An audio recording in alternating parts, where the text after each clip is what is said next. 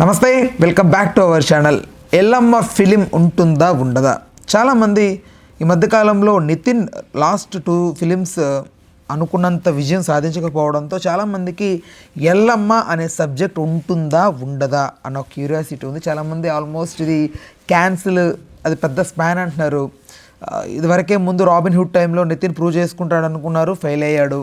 తమ్ముడు cinema prove అవుతుందని దిల్ రాజు సైతం ప్రొడ్యూస్ చేసిన తమ్ముడు ఫిలిం ఆయన కూడా అన్నాడు, అది నిలబెట్టుకోలేకపోయారు. ఫస్ట్ డే నుంచే ఫ్లాప్ టాక్తో అది ముందుకెళ్ళడం జరిగింది. అయితే ఇప్పుడు వేణు, ఎవరైతే కమెడియన్ వేణు ఉన్నాడో ఆయన ఎంతో ప్రెస్టీజియస్గా తెరకెక్కించబోతున్నటువంటి ఎల్లమ్మ చిత్రానికి సంబంధించి ఖచ్చితంగా ఈ ఫిలిం ఉంటుందా, అసలు ముందుకు వెళ్తుందా, ఆన్ సెట్స్ వరకు వెళ్తుందా లేదని చాలామంది డౌట్ పడుతున్నారు. ఎందుకంటే ఆల్మోస్ట్ ఒక ఇద్దరి దగ్గర రిజెక్ట్ అయిన సబ్జెక్ట్ ఇది. ఒకటి నాని అండ్ ఇంకొకటి తేజ సజ్జా ఆల్మోస్ట్ 2 ఫిలిమ్స్ ఉన్నారు, 3 కూడా ఓకే అయింది.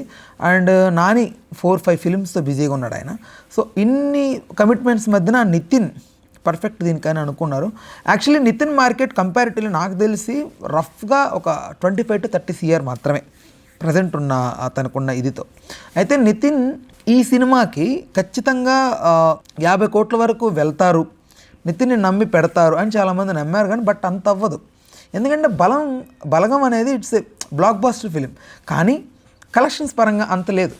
16 CR ఏమో కలెక్ట్ చేసింది ఆ film. And Venu first debut ఫిలింతో బ్లాక్ బస్టర్ కొట్టాడు, లైక్ చాలా బాగుంటుంది ఫిలిం. అట్లా అని చెప్పి థియేటర్కి జనాలు వస్తూ అంటే కోట్లు కొట్టేసిందంటే లేదు, అది 16 కోట్లు. ఎందుకంటే దర్శి ఇది స్మాల్ హీరో, అంటే ఒక క్యారెక్టర్ ఆర్టిస్ట్. సో దాన్ని బేస్ చేసుకొని ఫిలిం పరంగా నాకు తెలిసి అది ఒక 3-4 CR బడ్జెటెడ్ అది ఫిలిం. దానికి 16 కోట్లు కలెక్ట్ చేసిందంటే ఇంటూ 4 times బిగ్గెస్ట్ థింగ్ అది. సో ఆ ఫిలిం తర్వాత వేణుని నమ్మి 50 కోట్లు పెడతారు. At the same time Nitin 2 films డిజాస్టర్గా కూర్చున్నప్పటికీ అతను నమ్మి మార్కెట్ పడిపోయినప్పటికీ మళ్ళీ ఒక సినిమా తీస్తారు, హై బడ్జెటెడ్గా మంచి స్పాన్ పెంచి తీస్తారంటే తీస్తారు, కమిటెడ్ ఫిల్మ్స్ కాబట్టి. కానీ తీసినా వర్కౌట్ అవుతుందో లేదనేది క్వశ్చన్ ఇక్కడ. ఎందుకంటే ఆల్రెడీ కమిటెడ్ సబ్జెక్ట్ అది, ఖచ్చితంగా చేయాలనుకొని అడ్వాన్సులు కూడా ఇచ్చి పుచ్చుకున్నారనే వార్తలు కూడా వచ్చాయి. సో ఈ వార్తల ప్రకారం నాకు తెలిసి ఎల్లమ్మ ఫిలిం అయితే ఉంటుంది, నితిన్తో ఉంటుంది 100%. అది వేణువే డైరెక్ట్ చేస్తాడు. కాకపోతే అది తర్వాత దాన్ని ఎలా మార్కెట్లోకి తీసుకెళ్తారో, దాన్ని ఎలా వదులుతారు. ఎందుకంటే దిల్ రాజు గారు గత 2 ప్రామిసెస్ నిలబెట్టుకోలేకపోయారు. ఆయన కామ్గా ఉంటే అన్నా ఓకే, కానీ ఈ గేమ్ చేంజర్ పెద్ద డిజాస్టర్ అయింది. 300 కోట్ల బడ్జెట్ పెడితే 180 CR లాస్.